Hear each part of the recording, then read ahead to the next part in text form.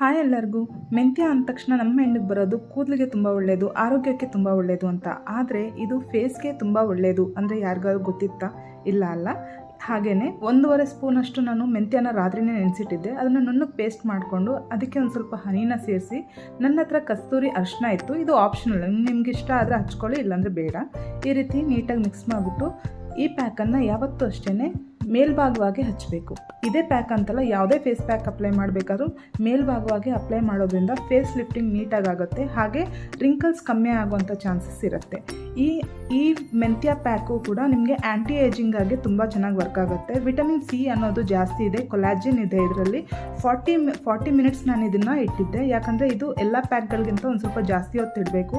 ನಂದು ತುಂಬ ಪೋರ್ಸ್ ಇರೋವಂಥ ಸ್ಕಿನ್ ಆಗಿದ್ರೂ ಸಹ ತುಂಬಾ ಚೆನ್ನಾಗಿ ಅನ್ನಿಸ್ತು. ನನಗಂತೂ ಸಾಫ್ಟ್ ಆ್ಯಂಡ್ ಸಪಲ್ ಅಂತ ಅನ್ನಿಸ್ತಾ ಇತ್ತು ಸ್ಕಿನ್ ಆಫ್ಟರ್ ಹಚ್ಚಿದ ಮೇಲೆ. ನಿಮಗೂ ಇಷ್ಟ ಆದರೆ ಪ್ಲೀಸ್ ಲೈಕ್, ಶೇರ್, ಸಬ್ಸ್ಕ್ರೈಬ್ ಮಾಡೋದನ್ನ